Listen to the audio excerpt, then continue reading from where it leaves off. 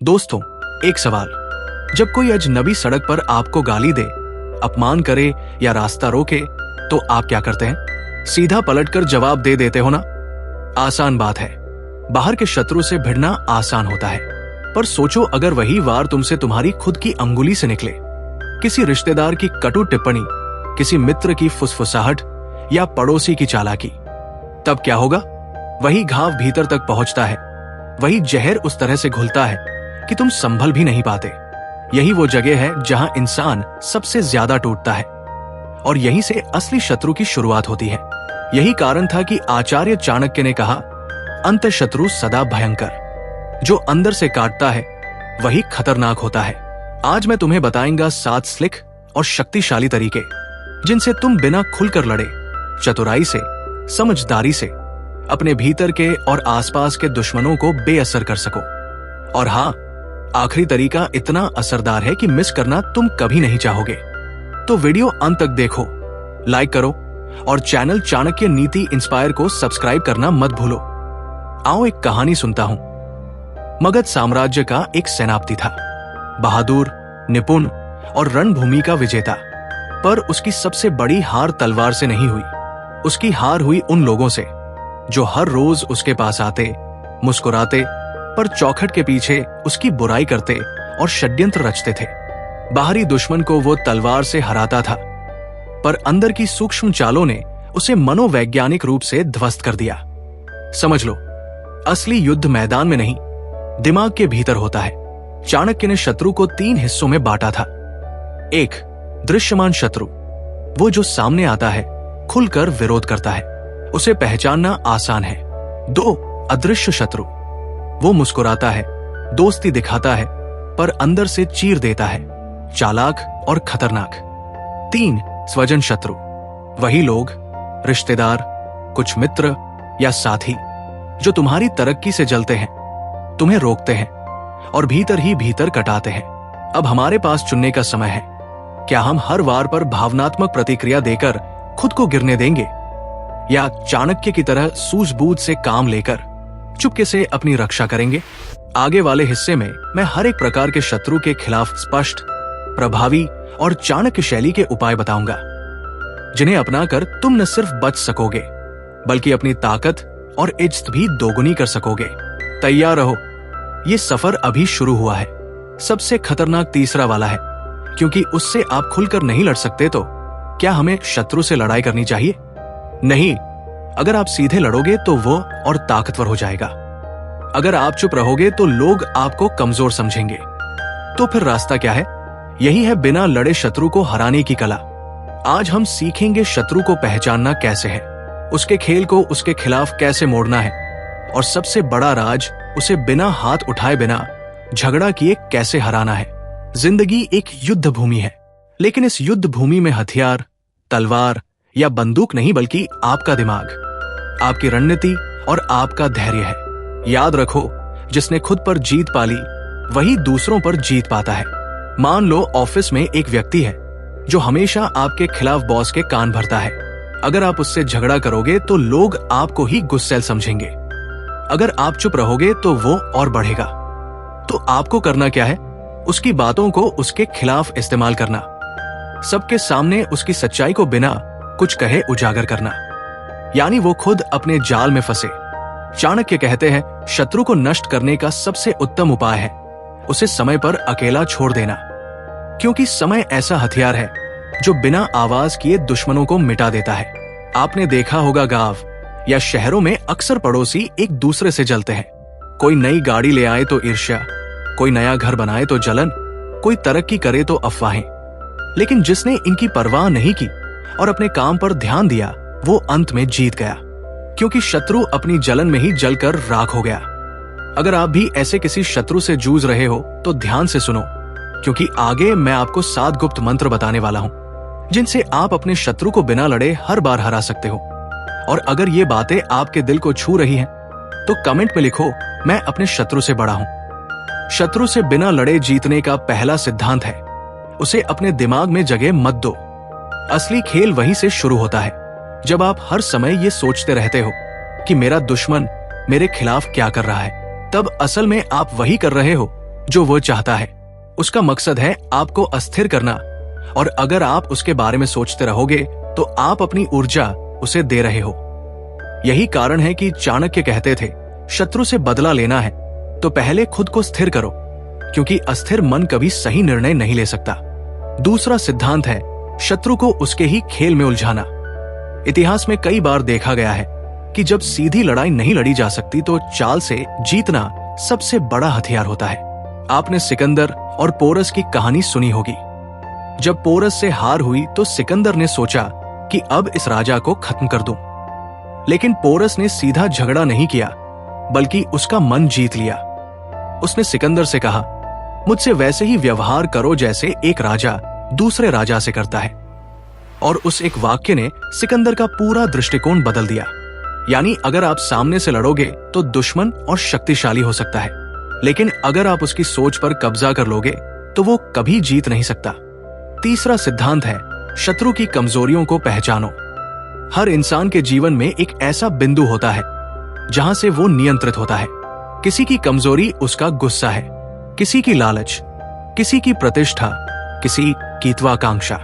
अगर आप दुश्मन की कमजोरी पहचान गए तो समझो आधी लड़ाई वहीं जीत ली। कौटिल्य ने लिखा है कि यदि शत्रु गुस्से वाला है तो उसे उकसाओ, अगर वो लालची है तो उसे और लालच दो, अगर उसे अपनी प्रतिष्ठा प्यारी है तो वही वार करो। और सबसे मजेदार बात यह है कि उसे पता भी नहीं चलेगा कि वो आपकी चाल में फंस चुका है। मनोवैज्ञानिक युद्ध का चौथा सिद्धांत है शत्रु को अकेला कर देना। आपने देखा होगा कि बहुत से लोग अपनी भीड़ पर गर्व करते हैं। जब तक उनके पास समर्थक है, उनका आत्मविश्वास बना रहता है, लेकिन जैसे ही उन्हें अकेला छोड़ दिया जाता है, उनका हौसला टूट जाता है। चाणक्य कहते हैं, शत्रु की शक्ति उसके अनुयायियों में होती है। अनुयायियों को अलग कर दो, शत्रु अपने आप गिर जाएगा। आज के समय में भी यही होता है। मान लो ऑफिस में कोई आपके खिलाफ माहौल बना रहा है। अगर आप उससे सीधे भिड़ गए तो लोग सोचेंगे कि आप झगड़ालू हो, लेकिन अगर आप धीरे धीरे उसके समर्थकों को उसके खिलाफ कर दो तो एक दिन वो अकेला पड़ जाएगा, और जो अकेला पड़ जाए वो ज्यादा दिन टिक नहीं सकता। इतिहास इसका सबसे बड़ा गवाह है। महाभारत में भी दुर्योधन की सबसे बड़ी ताकत उसके भाई और कौरव सेना थे, लेकिन कृष्ण ने पांडवों को यही समझाया कि असली युद्ध सेना से नहीं मनोबल से जीता जाता है।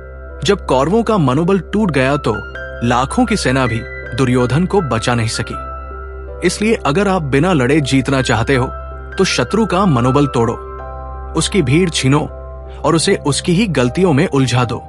अब तक हमने समझा कि शत्रु से लड़ना क्यों मूर्खता है और मनोवैज्ञानिक युद्ध कैसे जीता जाता है। लेकिन अब असली सवाल आता है, जब सामने दुश्मन खड़ा हो, उसकी साजिशें चल रही हो, लोग आपके खिलाफ भड़काए जा रहे हो, तो उस समय आप कौन सी रणनीति अपनाएं? दोस्तों, अब जानेंगे वे 7 गुप्त तरीके जिनसे आप बिना लड़े जीत सकते हो। पहली चाणक्य की नीति है चुप्पी की ताकत। दुश्मन चाहता है कि आप भड़के, वो बार बार आपको उकसाएगा, आपकी गलती निकालकर, आपका अपमान करके, आपकी कमजोरी पर वार करके। लेकिन अगर आप चुप रहे और उसकी बातों को अनसुना कर दिया तो सबसे पहले उसका ही मन टूटेगा, क्योंकि उसके शब्द तभी असर करते हैं जब आप उन पर प्रतिक्रिया देते हो। याद रखो, जब तक आप चुप हो दुश्मन बेचैन रहेगा, और जब आप बोलोगे तो उसकी उम्मीदों से अलग दिशा में बोलना चाहिए।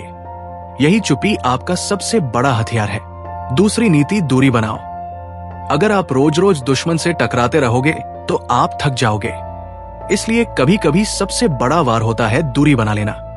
वो चाहे रिश्तेदार हो, दोस्त हो या पड़ोसी, उसकी चालों से बचने का सबसे अच्छा तरीका है कि आप अपनी ऊर्जा उसके ऊपर खर्च ही ना करें। धीरे धीरे वो अकेला पड़ जाएगा और खुद ही हार जाएगा। तीसरा चाणक्य नीतियां, उसकी कमजोरी पर वार। जैसा कि हमने पहले कहा, हर शत्रु की कोई ना कोई कमजोरी होती है। हो सकता है उसे गुस्सा ज्यादा आता हो। अगर हाँ, तो आप बस इतना करो कि सही समय पर उसकी कमजोरी सबके सामने उजागर हो जाए। अगर वो लालची है तो उसे लालच में उलझा दो। अगर उसे इज्जत प्यारी है तो उसकी पोल सबके सामने खोल दो। ध्यान रहे, ये काम सीधे ना करके चालाकी से करना है। चौथी नीति, समय का इंतजार। दुश्मन जब हमला करता है तो अक्सर जल्दबाजी में करता है, और जल्दबाजी में इंसान गलतियां करता है। अगर आप धैर्य रखोगे और सही मौके का इंतजार करोगे तो उसका हमला खुद उसके लिए जाल बन जाएगा। चाणक्य ने कहा है, धैर्यवान व्यक्ति का कोई शत्रु नहीं जीत सकता, क्योंकि समय सबसे बड़ा हथियार है। 5वीं चाणक्य की नीति, लोगों का मन जीतना। शत्रु हमेशा आपको लोगों के सामने गिराने की कोशिश करेगा, लेकिन अगर आपने ईमानदारी, अच्छाई और समझदारी से लोगों का विश्वास जीत लिया तो कोई भी दुश्मन आपका कुछ नहीं बिगाड़ सकता। याद रखो, जनता की शक्ति सबसे बड़ी शक्ति है, और जब जनता आपके साथ हो तो कोई शत्रु अकेला टिक नहीं सकता। 6ठी नीति, चाणक्य नीति का प्रयोग। चाणक्य ने कहा था कि शत्रु को हराने के 4 उपाय होते हैं: साम, दाम, दंड और भेद। कभी दोस्ती करके साम, कभी लालच देकर दाम, कभी कड़ी कार्रवाई से दंड, और कभी उसकी कमजोरी उजागर करके भेद। हर स्थिति में अलग उपाय काम करता है, लेकिन सबसे श्रेष्ठ उपाय है बिना खून खराबे के दुश्मन को हराना। 7वीं नीति, खुद को ऊपर उठाओ। दुश्मन की सबसे बड़ी समस्या ये होती है कि वो आपकी प्रगति से जलता है। अगर आप लड़ाई में फंस गए तो वो जीत गया, लेकिन अगर आपने अपनी मेहनत, अपनी लगन और अपने काम से खुद को इतना ऊपर उठा लिया कि उसकी औकात ही आपके बराबर की ना रही, तो आपने जीत हासिल कर ली। सबसे बड़ी हार होती है जब दुश्मन को एहसास हो कि चाहे जितना प्रयास कर ले वो आपको रोक नहीं सकता। ये 7 चाणक्य नीति केवल किताबों की बातें नहीं, बल्कि जीवन की सच्चाई है। इन्हें अपनाकर आप अपने शत्रु को बिना लड़े हर बार हरा सकते हो। अब तक हमने समझा कि शत्रु को हराने के लिए आपको सीधे युद्ध नहीं करना है, बल्कि असली जीत होती है उसे उसकी चालों में उलझाकर, उसकी कमजोरी पर वार करके, और अपने जीवन को इतना मजबूत बनाकर कि वो खुद ही हार मान ले। लेकिन असली सवाल यह है कि इन सारी बातों को अपनी जिंदगी में कैसे उतारा जाए। एक घर में शत्रु हो तो क्या करें?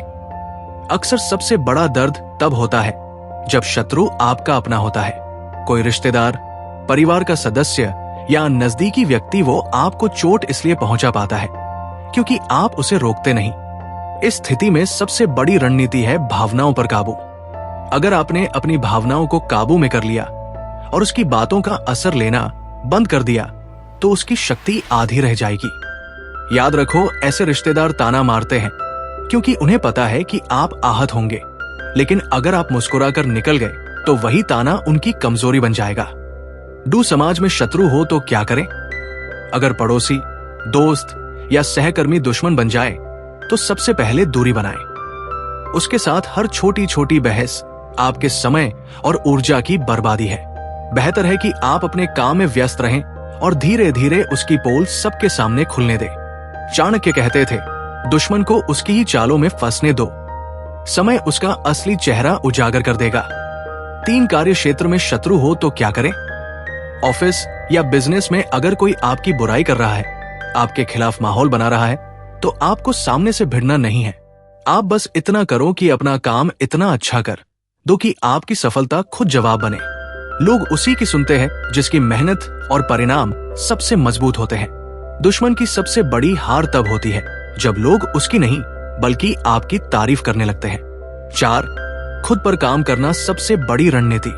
शत्रु को हराने का असली तरीका है खुद को इतना मजबूत बना दो कि उसकी औकात ही ना रहे। जिस दिन आपकी सफलता उसके ईर्ष्या की सबसे बड़ी वजह बन जाएगी, उस दिन वो अपने आप ही हार जाएगा। चाणक्य कहते थे, जब आप आग की तरह जलने लगते हो तो अंधेरा खुद मिट जाता है। यानी जब आप खुद चमकने लगते हो तो शत्रु का अंधेरा खुद ही खत्म हो जाता है। 5 मन की शक्ति सबसे बड़ा हथियार। आपको याद रखना है कि सबसे बड़ी जीत बाहर की नहीं भीतर की होती है। जब तक आपका मन स्थिर है, कोई आपको हरा नहीं सकता। दुनिया में जितने भी महान लोग हुए, बुद्ध, कृष्ण, चाणक्य, गांधी, उन्होंने शारीरिक लड़ाई से ज्यादा मन की शक्ति से जीत हासिल की। आप भी अगर अपने मन को मजबूत बना लो तो चाहे हालात कितने भी कठिन क्यों ना हो, आप हर बार विजेता बनोगे। दोस्तों, दुश्मन हर किसी की जिंदगी में होता है। फर्क सिर्फ इतना है कि कोई उससे लड़ते लड़ते थक जाता है और कोई उसे बिना लड़े हर बार हरा देता है।